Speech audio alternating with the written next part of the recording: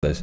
I see a lot of guys falling into this trap recently, and I just wanted to share you a little bit of brotherly advice. When I was at school, when I was at primary school, not primary school, when I was at secondary school, I I wouldn't say I ever had a problem with women or getting women,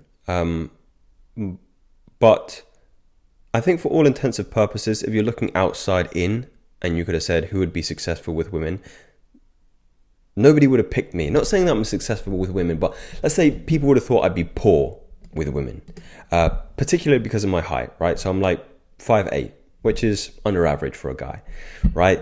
But short king season is in, gentlemen. We're in bloom, so we're kind of hot on the marketplace right now. I'm digressing a lot here. What I'm trying to say is, I think a lot of you guys are getting into a horrible habit of watching too many of this red pill, black pill rhetoric videos, right? And I'm a very firm believer, well, I'm not just a firm believer, I know for a fact that perception creates reality. The narrative that you tell yourself is the pen in which you write your particular story, okay? Now, a lot of you maybe won't be the most maybe attractive guys, or maybe there's a lot of attractive guys watching this. Maybe you're not the tallest guys, or maybe you're too tall. Maybe you think you're very insecure about your height. And suffice it to say, you might believe in some way or form that the red pill and black pill rhetoric is not consistent with your particular self-image, right? So this idea that you need to be a 6'4", square-jawed, chiseled Chad is the only way that you're going to have any success in the dating market. And by the way, I've done the statistics as well. I've watched the videos by Wheat Waffles and Hamza and Chris Williamson, I want to say. Fantastic work, right? And they spout out all these very, very insane statistics about, women only dating the top 20% of men. So basically the top 20% of men are just fucking everybody, right? That you go onto Tinder and you're never getting matches, so on and so forth, right? Primary reason for dating apps is for validation purposes only, and hookups, and definitely not relationships, right? So you can imagine the state of mind, the charisma, the confidence, the approach a man has after watching all these videos. Now, I'm not saying that these videos are bad. I'm not saying that Hamza, that Chris Williamson, that Wheat Waffles are making terrible content. They're making remarkable content. The point I'm just trying to make is you need to be very careful about the narratives that you allow yourself to live, right? Because it becomes a self-fulfilling prophecy all the time. If I had listened to people in secondary school saying, or if I had heard of Hamza, of Chris Williamson, of Wheat Waffles in secondary school, and all of the statistics going against me, I'm short in comparison to I'm not even average, I'm under average, right? I'm not even near 6 foot.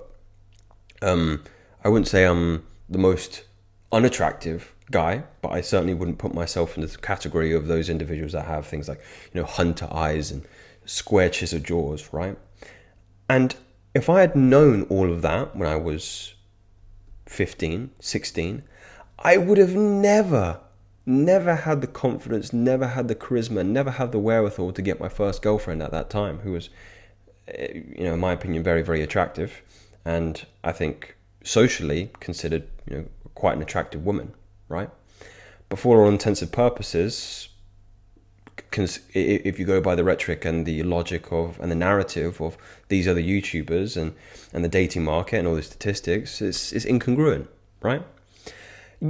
I'm sure there are some guys that I have met who are bang average, even below average, but they have partners that I would consider to be 7s, 8s, and 9s, right? And you're kind of scratching your heads thinking, I don't get it.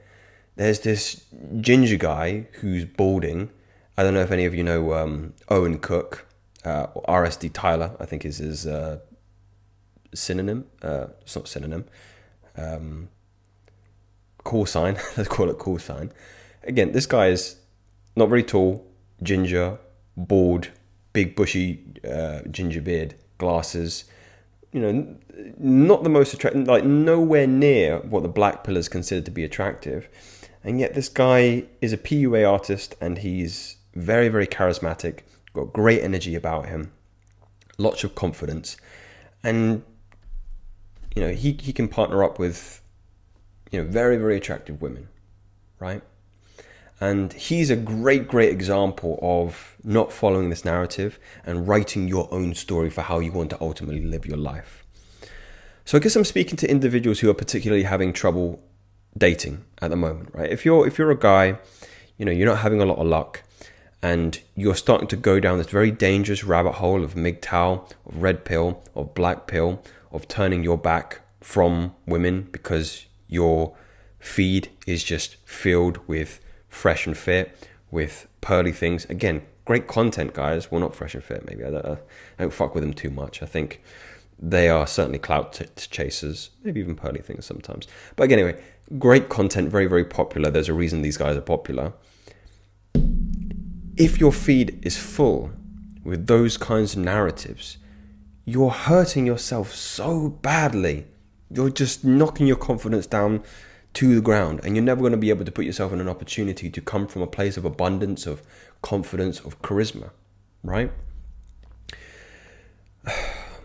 This is going to take a very open kind of personality to understand that you do write your own stories to your life. And the minute you start to undo narratives that are not conducive to how you want to live, the minute life starts reacting to you, your energy introduces you before you've even opened your mouth. Like, meditate on that. Think about that again one more time. I'll say that one more time.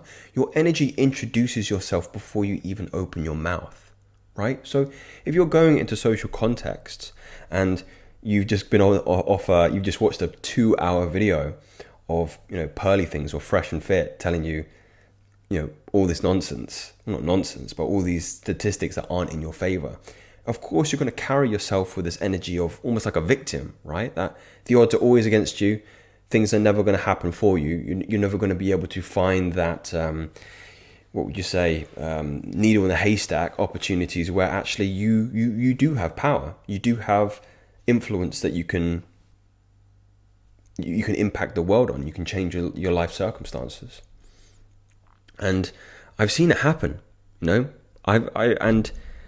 this can be the difference. Let me just quantify this for you in terms of, okay, and I know I sound a little bit airy-fairy here. Oh, Joseph, just have a positive mental attitude and things will change. That's not what I'm trying to say. I'm trying to say that if you carry yourself with more confidence, more energy, more charisma, because you are not indoctrinated and you don't have these stories running through your mind, then they may open certain and small opportunities for you to have physical experiences that change theoretical ones, right? Because all this is theoretical, right? You hear all these things. You hear all these things like 6'4", Chad, K, get it. You've heard all these things. Maybe you've even seen some of these things. But just because that narrative is out there doesn't mean that there's a narrative out there where you have certain conditions in your environment that you can work to your favor. And this can be something as small as you now have the confidence to spark up a small casual conversation with a customer service girl, right? You're at an ice cream parlor or something like that, and you're thinking, oh, this girl over the counter is quite cute. And you're, oh, I'm getting vanilla ice cream. What's your favorite flavor ice cream? Out of curiosity, right?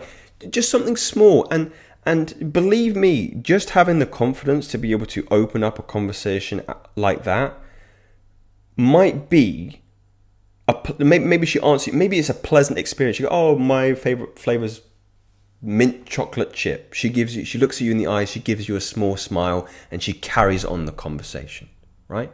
I'm not saying you're exchanging numbers, you're asking her out, but those real life experiences are so important for you to have reference points that are contrary to these narratives of MGTOW, black pill, red pill. I hope I'm conveying that idea, because I've had them. I had many of them. And because I have many of them, I more frequently make those attempts to engage in narratives that are contrary to those ones that are black pill, MGTOW, red pill. Going on a little rant here, but this is so important because, again, as much as I've learned so much from some of these content creators, I know, I don't think, I know there comes a point that if you're watching too much of that shit, it's depressing. It's fucking depressing, right? And it's not conducive to the way you want to live your life, surely, right? There's a reason I don't watch like horror movies or crime shows. It's because it's fucking depressing. I don't want to watch that shit. Like it affects me, it affects my energy. So let me just conclude this video as simply as I can, my friends. If you're constantly consuming something that is making you feel depressed, dispassionate, in turmoil, stressed and anxious about the world, stop consuming the content, because that's how it's writing your life. Listen to something that's a little bit more uplifting, and I hope this was a little bit more uplifting. This is not a theory, this is a fact. Take care, gentlemen.